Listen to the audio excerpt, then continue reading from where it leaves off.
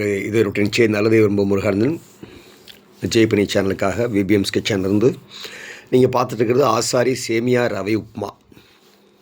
என்ன சார் புதுசாக சொல்கிறீங்க? உண்மை தான். ஆசாரி சேமியா ரவை உப்புமா ரொம்ப பிரமாதமாக ஜம்முன்னு இருக்கும். நீங்கள் வடச்சட்டி வச்சுக்கோங்க, கொதிக்க விடுங்க, எண்ணெய் தண்ணி ஊற்றி கொதிக்க விடுங்க. 2 கரண்டி 3 கரண்டி எண்ணெய் விட்டுருங்க. கடலை எண்ணெயோ தேங்காய் எண்ணெயோ உங்களுக்கு என்ன எண்ணெய் பிரியமோ எள்ளெண்ணெயோ விட்டுக்குங்க. கொதிக்கட்டும். கொதித்ததுக்கப்புறமேல அதில் நீங்கள் நிலக்கடலை பொடிச்சு, வறுத்த நிலக்கடலையை பொடிச்சு ஒரு கைப்பிடி அளவுக்கு அதில் போட்டுருங்க. அந்த தண்ணியில் அதுவும் சேர்ந்து கொதிக்கட்டும்.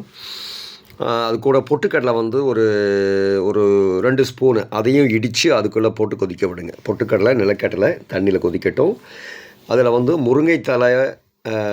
முருங்கைத்தலை ஒரு கைப்பிடி, கருவேப்பிலை தலை ஒரு ஒரு ஒரு ஒரு தேவையான அளவுக்கு இதெல்லாம் காய வச்சு பொடி பண்ணிடுங்க. பொடி பண்ணி அதுக்குள்ளே போடுங்க. முருங்கைத்தலை எவ்வளோ சேர்த்துறீங்க அந்தளவுக்கு சுவை வரும். முருங்கைத்தலை காய வச்சது போட்டுருங்க. கொதிக்கட்டும். அப்புறம் அது நீங்கள் மல்லித்தூள், மிளகாத்தூள், மஞ்சத்தூள் 3 போட்டுருங்க. கொதிக்கட்டும். அப்புறம் எண்ணெய் அதான் ஒரு 3-4 கரண்டி விட்டுருங்க. நல்லா கொதிக்கட்டும். நல்லா கொதித்து பதம் வந்ததுக்கப்புறமேல அதில் நீங்கள் சேமியாவையும் ரவை இது 2ஐயும் சேர்த்து உள்ளே போட்டு கிளறணும். அதுக்கு முன்னாடி ஒரு விஷயம், ஆசாரி சேமியா ரவை உப்புமா அல்லவா, காரம் தூக்கலாக இருக்கணும். அதுக்காக பச்சை மிளகாய் 4, வரமிளகாய் ஒரு 6, 5 இல்லை 6 விதையை ஊற்றுட்டு போடுங்க. காரம் தூக்கலாக இருக்கும். புளிப்பு கொஞ்சம் இருக்கணும். அதுக்காக லெமன் எலுமிச்சை ஒரு 4 சொட்டு விட்டுக்குங்க. விட்டுட்டிங்கன்னா புளிப்பு சேர்ந்துடும். காரம் வந்தாச்சு, புளிப்பு வந்தாச்சு, உப்பு வந்தாச்சு, உரப்பு வந்தாச்சு.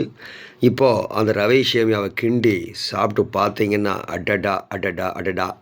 தேவைப்படுறவங்க தேங்காய் கடைசியில் ஒரு தேங்காய் இன்றைக்கி விற்கிற விலைக்கு தேங்காய் போடணுமான்னு பார்த்துக்குங்க. இல்லை போடுறதா இருந்ததுன்னா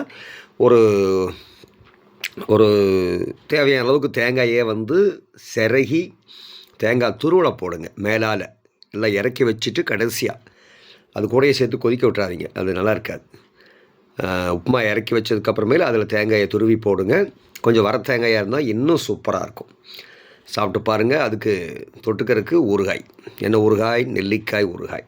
ஜம்முன்னு சாப்பிட்டு பார்த்து எப்படி இருக்க சுவைன்னு சொல்லுங்களே பார்க்கலாம். ஆசாரி சேமியா ரவை உப்புமா உங்கள் வீட்டு காலை டிஃபனில் இன்றைக்கு இடம் பிடிக்க போகுது.